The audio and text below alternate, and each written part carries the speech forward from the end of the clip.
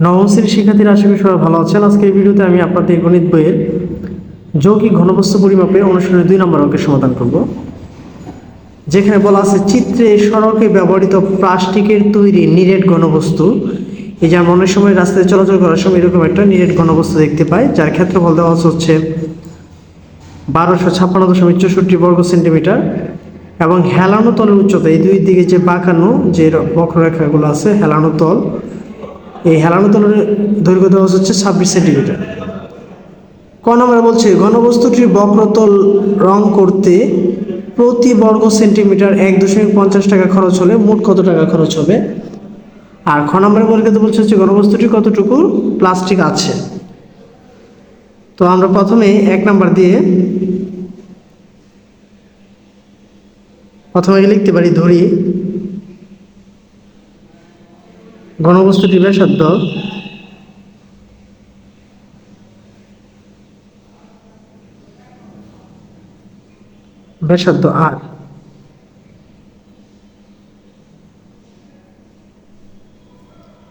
আর semi. নিচে লিখতে পারি ভূমির ক্ষেত্রফল, আমরা জানি বৃত্তের ক্ষেত্রফল হচ্ছে ভূমির ক্ষেত্রফল পাই আর স্কয়ার বর্গ সেমি।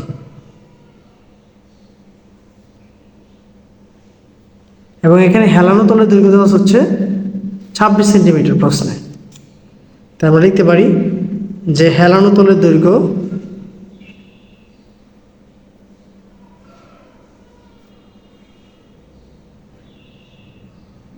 এল সমান 26 সেন্টিমিটার।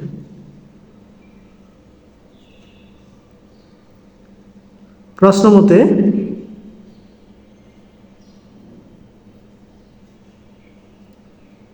পাই আর স্কয়ার সমান টোটাল ক্ষেত্রফল দেওয়া হচ্ছে প্রশ্নে। আমরা যদি প্রশ্নের ক্ষেত্রফল দেখি 1256.64, বা এখান থেকে যদি আমরা আর স্কয়ারের মান বের করি 1256.64 ভাগ হয়ে যাবে কি পাই। তো পায়ের মান হচ্ছে 3.1416,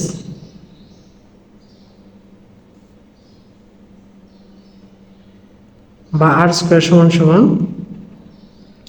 এটা যদি এটা ভাগ করি তাহলে হয়ে যাবে হচ্ছে 400। তাহলে বা আর সমান স্কয়ার যদি দিক পরিবর্তন করে তাহলে রুট হয়ে যায়, রুট 400 মান হচ্ছে 20। তাহলে আমরা আর এর মান পেয়ে গেলাম 20। ঠিক আছে, 20 সেন্টিমিটার। এখন এই যে ঘনবস্তুর বক্রতলের ক্ষেত্রফল, যে বাঁকানো যে তলটা আছে এই বাঁকানো তলের বক্রতলের ক্ষেত্রফলের সূত্রটা আমরা নির্ণয় করবো। তার লিখব হচ্ছে ঘনবস্তুর বক্রতলের ক্ষেত্রফল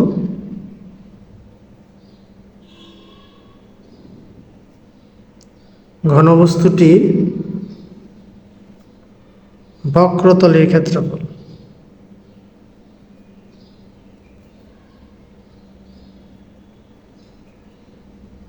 বক্রতলের ক্ষেত্রফল হচ্ছে পাই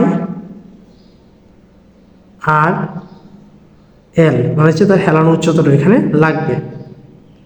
তাহলে পায়ের মান হচ্ছে 3.1416 ইন্টু আর এর মান বের করেছে 20, এল এর মান হচ্ছে হেলানো তলের দৈর্ঘ্য, হেলানো তলের দৈর্ঘ্য দেওয়া হচ্ছে 26 সেন্টিমিটার।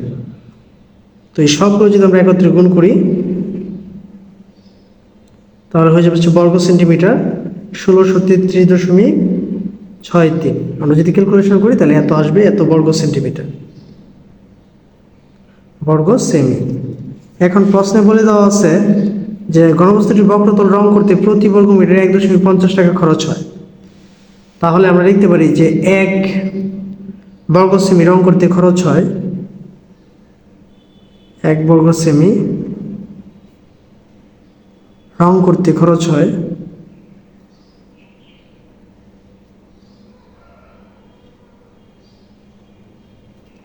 1.50 টাকা।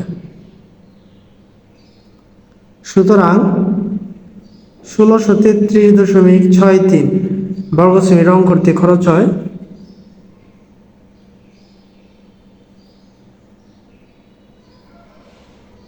আমরা গুণ করে দিব, গুণ করলে গুণফলটা আসবে হচ্ছে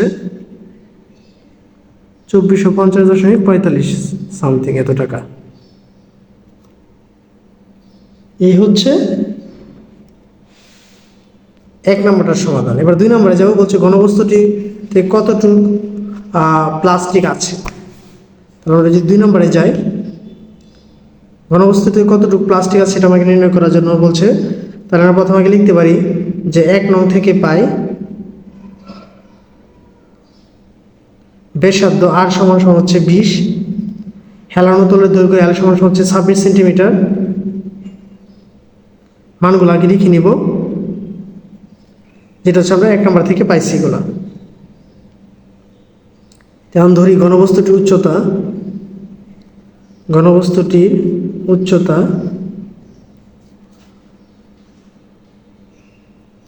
h সেমি।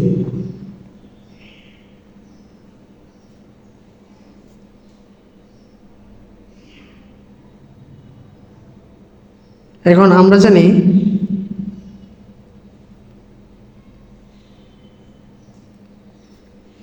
হেলানো তলের দৈর্ঘ্য স্কয়ার সমান r square plus h square. তো r এর মান হচ্ছে 20 আর h এর মান হচ্ছে 26। 20 স্কয়ারে হয়ে যাবে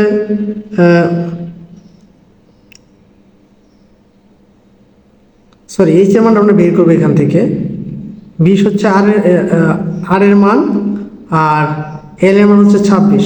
সরি h টা h এর মধ্যে থাকবে, আমরা h এর মানটাই বের করব। তাহলে আমরা লিখতে পারি h স্কয়ার সমান 26 স্কয়ার মাইনাস হচ্ছে 20 স্কয়ার।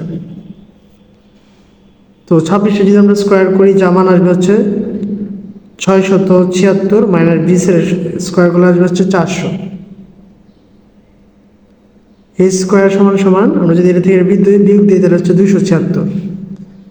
স্কয়ার যদি দিক পরিবর্তন করে তাহলে রুট হয়ে যাবে, রুট 276।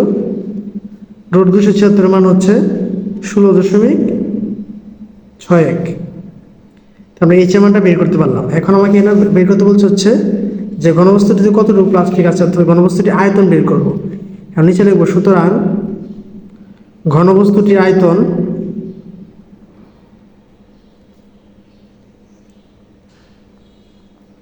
আয়তনের সূত্র হচ্ছে 1/3 পাই r স্কয়ার h। পায়ের মান হচ্ছে 3.1416 ইন্টু r। আর এর মান হচ্ছে 20 স্কয়ার ইন্টু h। h এর মান এখানে মান বের করছি 16.61। তো প্রত্যেকটা গুণ করে দিব, নিচে থাকবে শুধু 3 দ্বারা ভাগ করবে। এখানে 3.1416 ইন্টু 20 স্কয়ার হচ্ছে 400 ইন্টু 16.61। তো সবগুলো একবারে গুণ করে যদি 3 দ্বারা ভাগ করি তাহলে ফলটা আসবে হচ্ছে 6958.94 ঘন সেমি। ঠিক আছে, এই ছিল হচ্ছে 2 নম্বর অঙ্কের সমাধান। তো পরবর্তী ভিডিওতে আমি 3 নম্বর অঙ্কের সমাধান করব। সে পর্যন্ত সবাই ভালো থাকবেন, সুস্থ থাকবেন।